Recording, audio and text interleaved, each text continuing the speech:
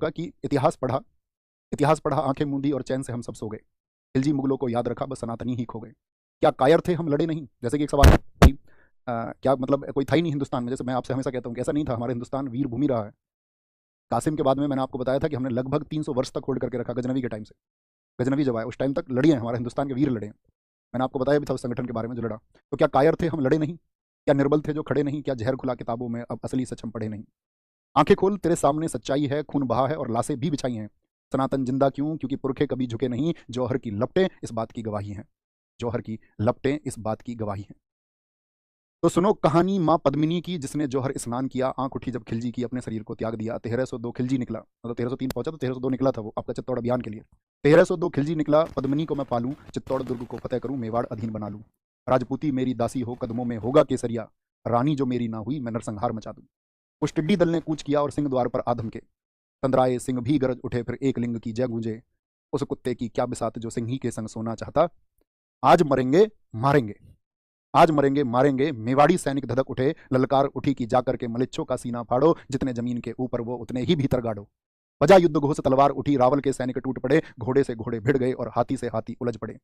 पेट के अंदर छुरा भौंका, अंतड़ियां झट से निकल बाहर, और हाथ कटा, आंखें धरती भी लहू लुढ़की।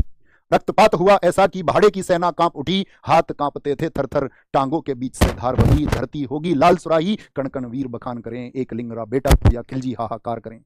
रावल सी सेना साम महारी पार पड़े कोनी, जात दिखाई खिलजी ने, शांत हुई मां रणचंडी। फरमान आया चित्तौड़ की महारानी को दिल्ली भेजा जाए। ये तब की बात है जब मतलब मैंने कहा ना उनको कैंप में कब्जा कर लिया। मतलब फिक्शन है, इसमें बहुत सारी चीजें मैंने कहा जो कहानियां हैं उसी के आधार पर उसको गाया गया, मतलब वो जबरदस्त है।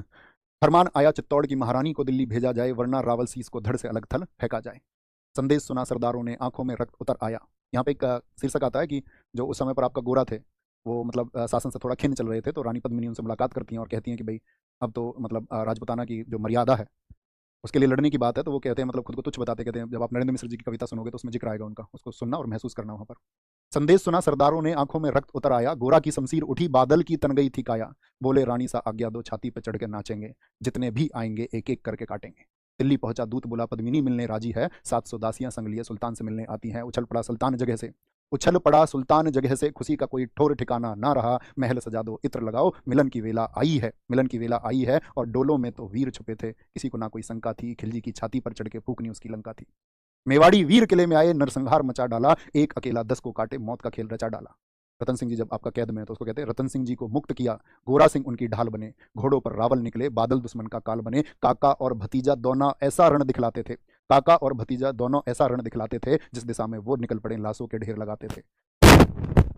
बड़ा हरसाया था जफर खान, गोरा सिंह गर्दन काट, जफर खां बड़ा हरसाया था, धड़ से जफर मोहम्मद काटा, खिलजी भी घबराया था।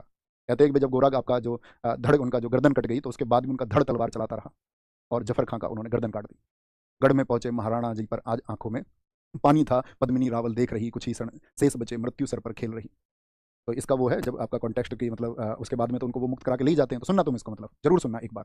गोरा बादल खूब लड़े, वो खून बड़ा अभिमानी था, रजपूती माताओं ने हंस हंस कर बेटे वारे थे, धर्म के खातिर लड़ने में मेवाड़ का ना कोई सानी था।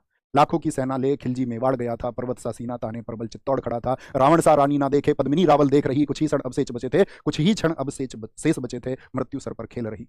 हर जन्म बनूं छत्राणी, हर जन्म रावल से आप मिले, हर जन्म मिले मेवाड़ धना, हर जन्म सनातन राग मिले। स्वाभिमान ये अमर रहेगा, अमर रहेगी ठकुराई, दाग लगे ना दामन पर, आज्ञा जौहर की आज मिले। तो जब वो अपने पति यानी कि राणा रतन सिंह जी से आपका जौहर की परमिशन मांगती हैं कि भाई अब अंतिम समय आ चुका है और अपनी मर्यादा को बचाने के लिए इसके अलावा कोई अन्य विकल्प नहीं बचा है, ठीक है। तो सुनना तुम इसको, मैं कहूँगा एक बार, मजा